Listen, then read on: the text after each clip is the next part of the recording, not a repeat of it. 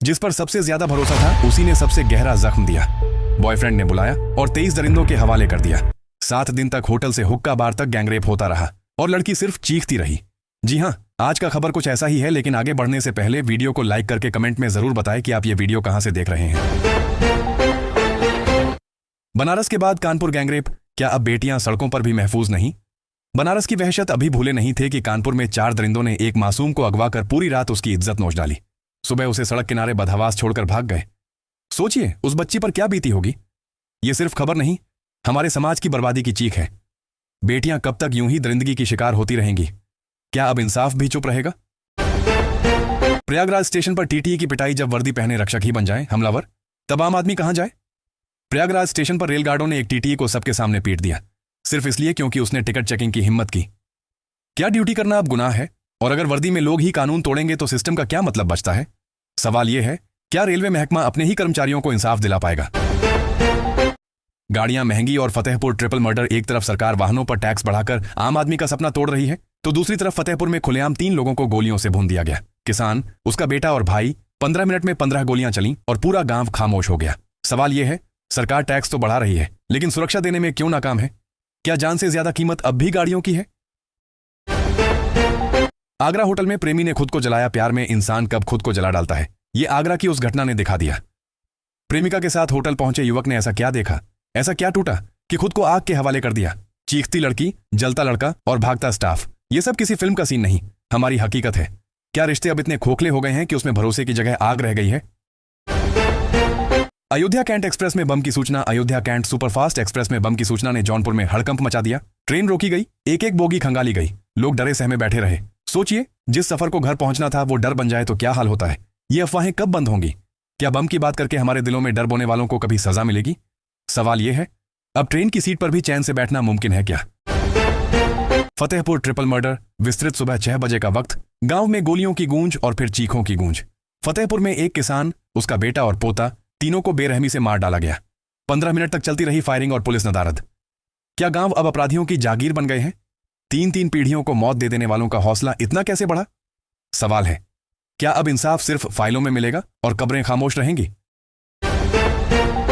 संघ की 100 साल की यात्रा, भागवत की अपील। संघ प्रमुख मोहन भागवत ने अपील की है कि हर स्वयंसेवक घर घर जाकर संघ की 100 साल की कहानी सुनाए। लेकिन क्या यह कहानी उन लोगों की भी होगी जिन्हें कभी इस संगठन से दूरी का दर्द मिला?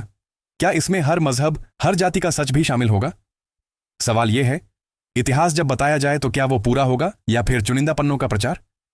सच्चाई तभी बोलती है जब सबकी आवाज शामिल हो। संभल हिंसा में सांसद से पूछताछ। संभल की हिंसा में सांसद जियार रहमान बर्ग से 3 घंटे तक एसआईटी ने दर्जनों सवाल पूछे, लेकिन जनता के सवाल बाकी हैं। हिंसा क्यों हुई? कौन जिम्मेदार है? और क्या सियासत के पीछे छिपे चेहरे कभी बेनकाब होंगे? जांच तो होती रही है, लेकिन नतीजे कहां हैं? क्या ये पूछताछ भी कागजों में दफन हो जाएगी या इस बार सच सामने आएगा? सवाल है, क्या इंसाफ अब भी नेताओं से कमजोर है? छात्र को छोटी रखने पर क्लास से निकाला गया बुलंदशहर में। सिर्फ इसलिए एक छात्र को क्लास से बाहर निकाल दिया गया क्योंकि उसने छोटी रखी थी। सोचिए, जब स्कूल में ही पहचान की इज्जत नहीं तो समाज क्या सिखाएगा? क्या अब आस्था रखना गुनाह है?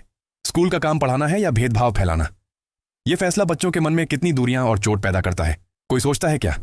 सवाल है, शिक्षा के मंदिर में अब भेदभाव की मूर्तियां क्यों बन रही हैं? मुस्कान के बच्चे को गोद लेगा सौरभ का परिवार, पर शर्त के साथ एक तरफ बेटा खोया है, दूसरी तरफ उसी कातिल के पेट में पल रहा बच्चा। सौरभ के परिवार ने कहा, अगर बच्चा हमारे सौरभ का है तो उसे गोद लेंगे। क्या यह इंसाफ की एक शक्ल है या हालात की बेबसी? मुस्कान पर सौरभ के मर्डर का आरोप है और अब उसी से जुड़ा एक मासूम आने वाला है। सवाल यह है, इस बच्चे की किस्मत में मोहब्बत होगी या सजा?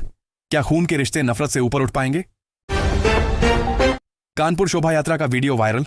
दुकानों में तोड़फोड़। रामनवमी की शोभा यात्रा पर शांति की जगह हिंसा।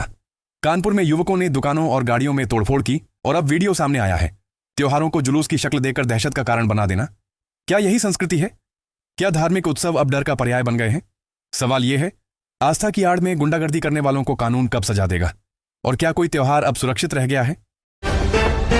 टीचर की छात्रा से गंदी हरकत, वीडियो वायरल। जिसे गुरु मानकर बच्ची ने स्कूल का रास्ता पकड़ा, वही हैवान बन गया।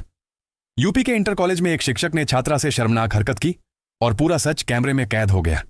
सोचिए, उस मासूम पर क्या गुजरी होगी जो शिक्षा लेने आई थी पर डर लेकर लौटी। ऐसे लोगों को शिक्षक कहने से पहले 100 बार सोचना चाहिए। सवाल यह है, क्या वर्दी पहन लेने से कोई इज्जतदार हो जाता है?